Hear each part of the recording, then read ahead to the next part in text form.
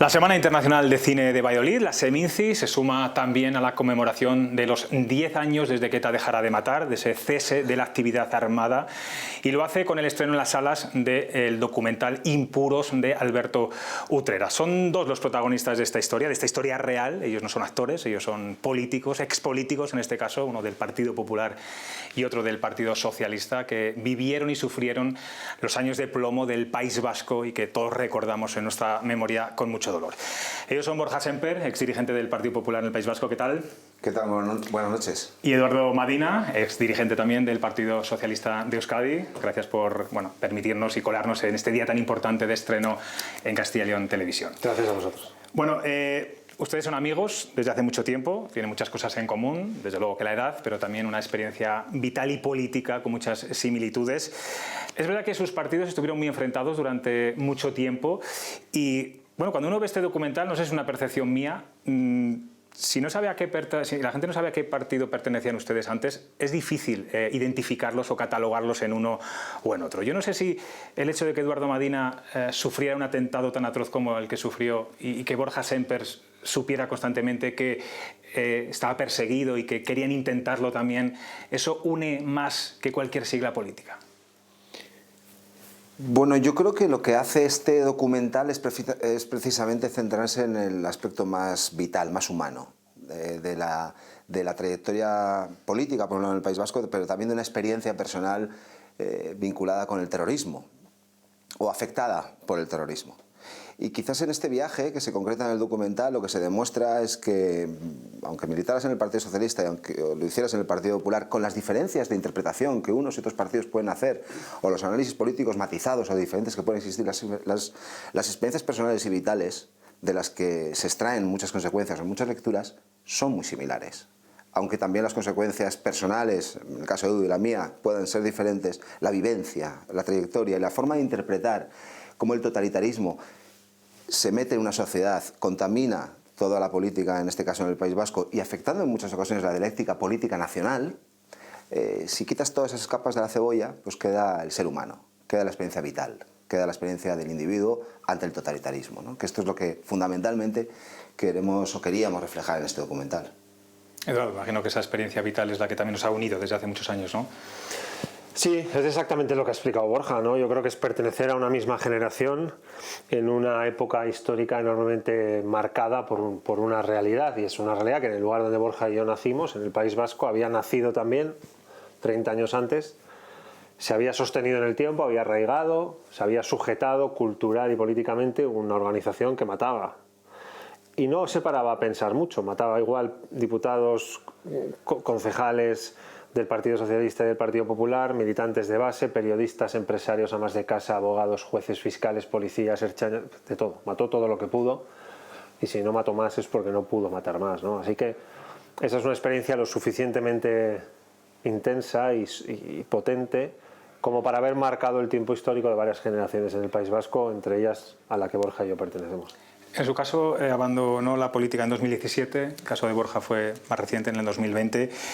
Yo no sé si lo que habéis sufrido desde un punto de vista político y personal ha hecho o ha precipitado esa salida de la política, o bueno, son situaciones totalmente ajenas a todo esto, porque es verdad que no es habitual, ¿no?, que jóvenes políticos abandonen y den carpetazo a la política de forma tan abrupta y con esa edad, ¿no? No, en mi caso no tuvo nada que ver con nada que salga en este documental, en Impuros, ni en el libro Todos los futuros perdidos. No tiene nada que ver. Tiene que ver con decisiones orgánicas que toma el Partido Socialista Obrero Español, que creo yo llega un momento en el que en el año 2017 pienso que tienen gente mejor, mucho mejor que yo, para interpretarlas, comprenderlas y tratar de convertirlas en mayoritarias e implementarlas, ¿no? Es un viaje orgánico del PSOE que tiene mejores interpretadores que yo, ¿no? Y lo veo nítidamente en el verano de 2017 y tomo la decisión de dejar el escaño en el Congreso de los Diputados y empezar una vida nueva en el sector privado. Llevo ya 4 años en la empresa privada. Digamos que esta es la experiencia que más me ha reencontrado con el político que fui, de cuantas he tenido desde que dejé la política. Este libro con Borja, este documental con Borja, y este viaje hacia nuestra memoria compartida que hemos hecho juntos en este libro y en este documental, ¿no? En su caso, Borja. Muy parecido a lo que dice Edu, una interpretación de que para operar en la política actual quizás mi perfil no es el más idóneo y que no soy capaz de sentirme útil en la política actual por un lado, también unos procesos internos dentro del Partido Popular que provocan que, bueno, pues que yo acepte e interprete y actúe en consecuencia sobre esto, ¿no? Y luego también un aspecto vital, personal, de fin de ciclo, todo mezclado, es difícil diferenciar muchas veces una cosa y otra, pero no tiene nada que ver con las circunstancias que rodean a Euskadi en ese caso o el terrorismo. Tiene más política antiterrorista de ambos partidos, ni nada. No. Les voy a recordar algunas frases que han dicho en el documental. Hemos nacido en una parte del país donde la democracia llegó más tarde, y también dicen que ETA consiguió trasladar la imagen al resto de España de que el pensamiento de Euskadi era monolítico. Yo no sé si creen que esa imagen ha cambiado en la sociedad española, si se percibe ya de otra forma, o todavía hay cositas que seguimos pensando el resto de España, digamos, de la misma manera que en aquellos años. No, yo creo que no. Yo creo que la imagen... Ahora se ha puesto muy de moda un concepto, ¿no? La marca país, ¿no? Pues si tuviésemos que hablar de marca País Vasco, desde el año 2011 hasta la actualidad, creo que es una revolución. Más que una transformación o una reforma, es una revolución, porque la presencia de la violencia lo contaminó todo de una manera brutal. Se ve muy bien en los indicadores de la economía, se ve muy bien en la recepción del número de turistas, se ve muy bien en el desarrollo del sector cultural y turístico, se ve muy bien en el sector servicios, o sea, todo en los parámetros de medición que podamos aplicar, los que tienen que ver con la economía, incluso con factores más difusos, son un cambio de una naturaleza enormemente profunda. Yo creo que la percepción que el resto de España tiene de esta comunidad autónoma vasca, que es la nuestra, también ha cambiado mucho, ¿no? Ya no damos noticias sobre asesinatos, extorsiones y secuestros. Ya no ensucia nada que haya nacido allí el aire de todo el país. Nada es nada. Y a veces la política constatamos que se ha convertido también en el País Vasco en algo que puede llegar a ser aburrido, que es algo que en nuestra etapa era imposible, ¿no? Nunca podía ser aburrida. Todo el rato era extrema, todo el rato era en mayúscula, todo el rato era un titular a 5 columnas. Hoy hay días que no da ni para un pie de página, ¿no? Así que en ese sentido yo tengo la sensación, no sé cómo lo verá Borja, que la década es una década de transición hacia una sociedad pues bastante más normalizada, ¿no? Sí, que además... Más en su caso vive Madrid, tendrá esa perspectiva también de cómo se ve el País Vasco desde la capital de España, ¿no? Sí, yo creo que 40 años de terrorismo que afectaron de una manera notable a la convivencia, a la vida en general en el País Vasco, tuvo un reflejo también extraordinariamente cruel en el resto de España, porque grandes atentados ETA los cometía en ciudades que estaban fuera del País Vasco.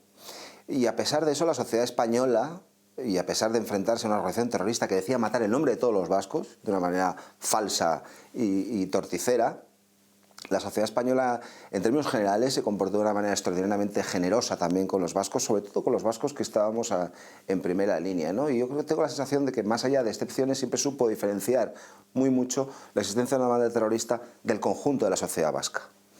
Insisto, más allá de los matices y de lo que se puede hacer. Pero estoy con Edu. Hoy Euskadi se ha transformado de una manera notable. El conjunto de España yo creo que así lo interpreta. Y en buena medida también el foco de tensión territorial se ha desviado de Euskadi a otro lugar de España como es Cataluña, ¿no? Y hoy en Euskadi afrontamos el futuro con mucho más optimismo, con mucha más naturalidad. Y como decía Edu, con un maravilloso aburrimiento, que esto es a lo que aspirábamos, a ser también convencionales en esto. Bendito aburrimiento, ¿no? Hay una parte del documental que a mí especialmente me ha sorprendido bastante, y es cuando habla de las secuelas. Y ese es su caso, cuando su pareja relata escenas cotidianas de la vida, como que usted va a un restaurante y se sienta siempre enfrente de la puerta para saber quién entra, quién sale, enseguida escruta quiénes son los comensales, ante cualquier ruido en casa se acerca a la puerta, es el primero en acercarse, ha aprendido a pasear con sus hijos, porque antes iba muy rápido de un sitio a otro. ¿Hay cosas que nunca se van a superar? Yo no lo planteé en términos de superación, porque personalmente lo tengo muy superado, desde el punto de vista psicológico, personal, vital, lo tengo más que superado. Pero es verdad que tengan tics, porque claro, son muchos años, muchas décadas, son 2 décadas de vivir en estas circunstancias y adaptado a intentar ponérselo difícil a los terroristas. Y bueno, pues sí, pues tienes esos tics que concretamente cuando vas a un restaurante te pones mirando la puerta. Sigo yendo demasiado rápido por la calle. Pero bueno, benditos tics, quiero decir que son cosas que uno interioriza y que aprende a convivir, a manejarse así por la vida, ¿no? Pero no, yo creo que toda la parte más negativa está felizmente superada. En el caso de Eduardo, su atentado usted lo definía como el clásico de ETA, coche bomba, pero el objetivo dice que no fue nada clásico porque no consiguieron matarle, que era lo habitual, ¿no?, ante un atentado de esas características.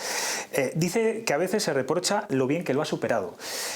Yo no sé si hay un sentimiento de culpa por decir qué rápido he olvidado aquello, no quiero mirar atrás, o en qué momento... No, para nada. De hecho, este documental, si es algo, es una aportación a la memoria, y el libro igual, es una apuesta que Borja y yo hacemos saliendo de nuestro espacio más sereno y ya en una vida muy diferente a la que teníamos entonces, e incluso cuando éramos políticos en activo, institucionalmente hablando, y volver a mirar de nuevo a todos aquellos monstruos otra vez a los ojos, ¿no? Un reencuentro, en fin, que no es el mejor que se puede tener en la vida.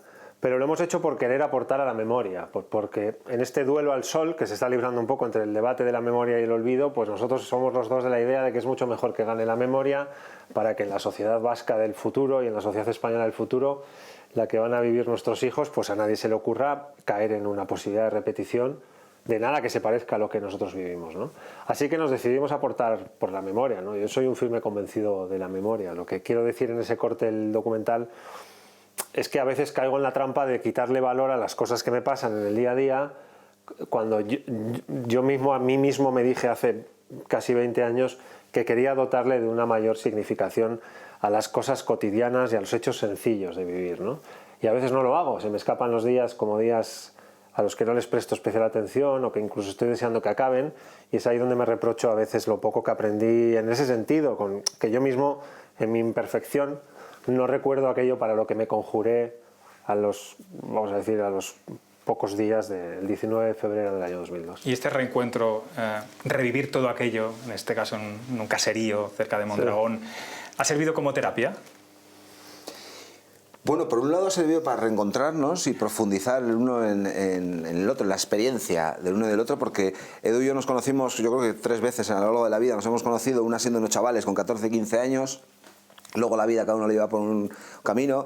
Después, la segunda vez, quiero recordar, ¿no?, lo hemos hablado en una ocasión, con motivo del secuestro y asesinato de Miguel Ángel Blanco, y en Ermua, aquellas horas de Ermua volvimos a coincidir, él como miembro de las Juventudes Socialistas y yo del Partido Popular, y una tercera vez en esta nueva vida postpolítica, y concretamente profundizando ya en la elaboración de este libro y de este documental, ¿no?, que además pretende también trascender, pretende, como hablábamos, de recordar, hacer memoria, describir la verdad desnuda de los hechos, pero también alertar o reflexionar en torno a la pureza. De ahí el título de Impuros, ¿no? Porque es verdad que en Euskadi y en España hemos vivido, por culpa de ETA y del nacionalismo más radical, lo que significa cuando el individuo queda anulado, su singularidad queda anulada por una idea de patria o de bandera, pero a nosotros nos interesaba mucho también que este documental sirviera como una alerta hacia el futuro. Una alerta hacia la España del futuro y de nuestra convivencia compartida, ¿no?, de entender y de alertar que estas ideas inflamadas nacionales que se convierten en un nacionalismo, ya tenga una bandera o tenga otra, siempre acaban trayendo cosas malas. Claro, porque hay un momento del documental en que usted se enerva bastante, se enfada bastante, cuando recuerda la división entre vascos independentistas, nacionalistas, de primera creo que dice, y los que son de segunda, los que no lo son, y alerta de que eso puede estar ocurriendo ahora mismo a nivel nacional entre españoles y no españoles, no sé si denominarlo así. ¿Qué partidos o qué circunstancias nos están llevando a eso, a ese que puede ser realmente preocupante, porque usted ya lo vivió y lo está reviviendo de alguna forma, ¿no? Bueno, nosotros en Euskadi vivimos una circunstancia en virtud de la cual había unos que enumeraban una serie de características que había que cumplir para ser vasco de verdad, para ser vasco puro. Y que si no cumplías alguno de esos requisitos eras un vasco de segunda, eras un impuro. Curiosamente, ahí solíamos estar socialistas y populares, o quienes no fuéramos nacionalistas. Interpreto, veo que en la España del siglo XXI, probablemente no solo en España, sino en Occidente, en países de nuestro entorno, también en el conjunto de la Unión Europea, hay quienes quieren volver a reproducir esos esquemas que ya sabemos que nos llevan a sitios muy malos, a sitios a los que no conviene ir. La exaltación de la identidad nacional, que se concreta en que hay algunos que dicen, para ser vasco español de verdad, para ser vasco español puro, usted tiene que reunir esta serie de requisitos, anulando la singularidad y las complejidades, incluso las contradicciones que el ser humano tiene, ¿no? Y la propia y sobre todo negándonos la posibilidad de la duda o de la evolución, del cambio, de la interpretación o al menos de tu manera singular y particular de sentirte español. Hay tantas maneras de ser español como españoles existen. Igual que defendíamos que había tantas maneras de ser vasco como vascos existen. No sé si estás refiriendo a Vox. Bueno, Vox es uno de los actores más contaminantes en estos momentos en la política española y que va y abunda por ese camino, salvando las enormes distancias que existen con la existencia de una banda terrorista, que es lo que padecimos en Euskadi. Pero dejando la violencia de lado, la variable terrorista de lado, la exaltación nacional o la exaltación nacionalista, insisto, da igual que tenga una bandera que se llama Icurriña o que tenga una bandera que se llama de otra manera, buscan lo mismo, la pureza. Este programa se llama Cuestión de Prioridades. Nuestra prioridad, desde luego, ha sido, desde que empezó este programa, hablar mucho de ETA y hablar de esa memoria de la que hacían antes referencia. De hecho, la semana pasada entrevistábamos a Luis Heredero. Él es el hijo del coronel Heredero, que fue asesinado por ETA aquí en Salamanca en el año 1992, un coche bomba. Su caso sigue impune, no se ha podido resolver porque ni ETA ni Bildu han facilitado ningún tipo de información.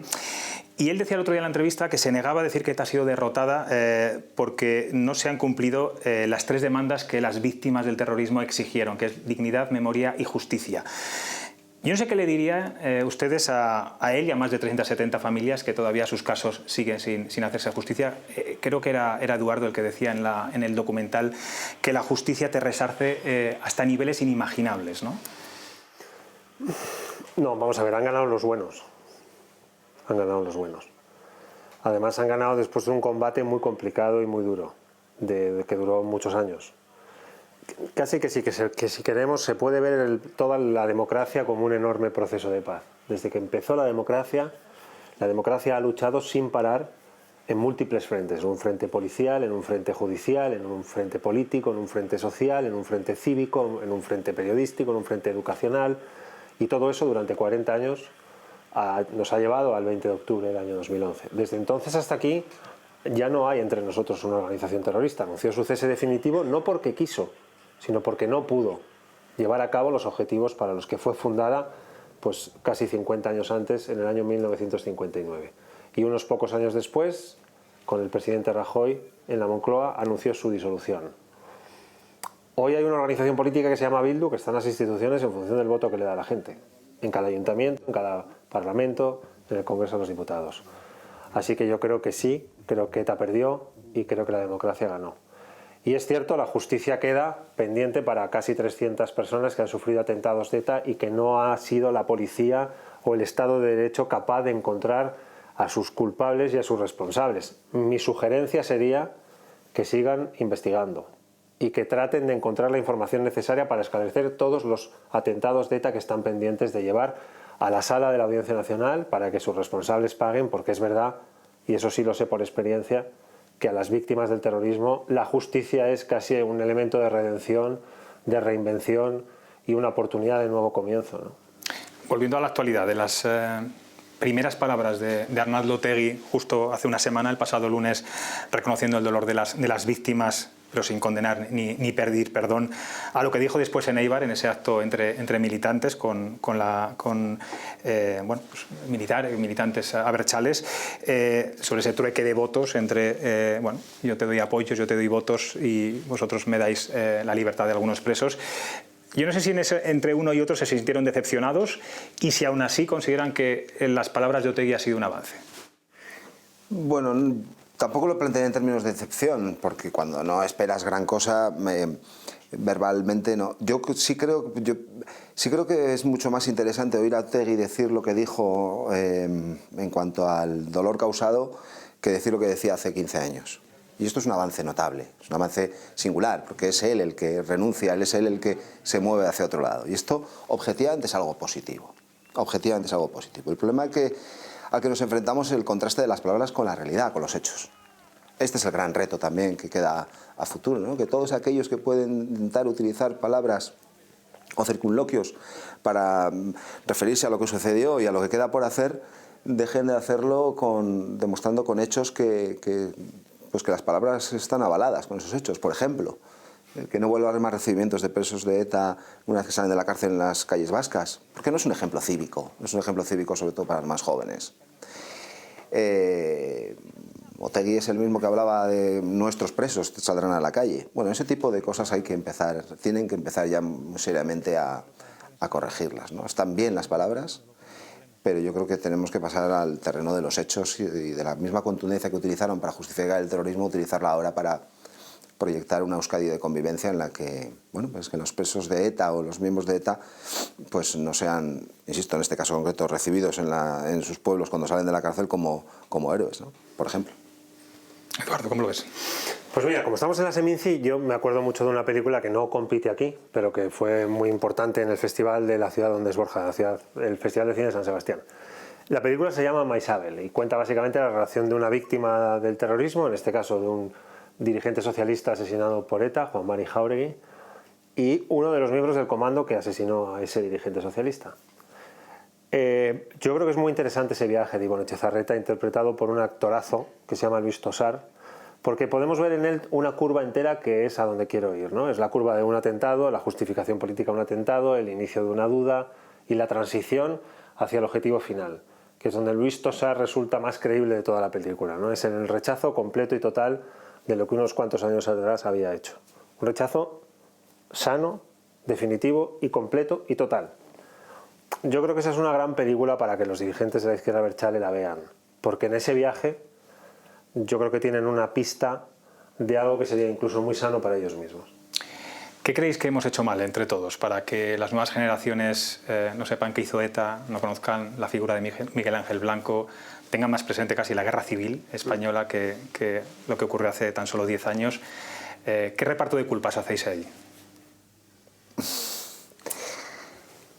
Bueno, por un lado es lógico que el paso del tiempo haga que los más jóvenes tengan ciertas lagunas o un desconocimiento de lo que sucedió cuando ellos eran unos recién nacidos o unos niños y niñas extraordinariamente jóvenes, ¿no?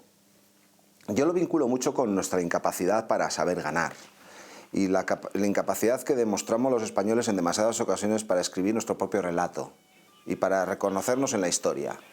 La historia de la lucha de la democracia y del Estado de Derecho en España contra ETA es una historia de éxito. Es una historia de éxito que se concreta en que el Estado de Derecho no claudicó ante una banda terrorista. Que todo aquello que ETA quería conseguir políticamente a través de la violencia no fue logrado, no fue conseguido. Y que la democracia española, por lo tanto, triunfó. Y fue capaz de derrotar, como digo, a esa banda terrorista. Esto conviene enseñarlo y recordárnoslo. Como conviene enseñar a los más jóvenes singularmente que el totalitarismo es capaz de anidar, que es capaz de contaminar una sociedad moderna, una sociedad plena, una sociedad democrática como era la sociedad española, el conjunto de la sociedad española, porque esto nos puede prevenir también hacia el futuro, de que otros también que quieren contaminar las sociedades a través de la división lo puedan hacer. Pues probablemente hay que introducir este tipo de cuestiones en el modelo educativo. Y yo pediría también algo más de talla política. Cada uno que se reparta sus responsabilidades. Pero yo pediría talla de Estado también a quienes dirigen los partidos políticos o quienes tienen altas responsabilidades en el país. Me da igual que sean gobierno y oposición, porque probablemente todos están interpelados en esto. Pues Eduardo Madina, Borja Semper, ojalá tenga mucho éxito el documental Impuros y que sirva también incluso de referencia para esos jóvenes de los que hablamos, bueno, pues que hay cierto desconocimiento, que seguramente viendo esa hora y pico que dura el documental, al menos se hace una clara idea de lo que ocurrió durante esos años de plomo que, bueno, vosotros mismos habéis calificado. Gracias de verdad por estar en Cuestión de Prioridades y en Castilla y León Televisión. Gracias a vosotros. Un placer, gracias. Gracias.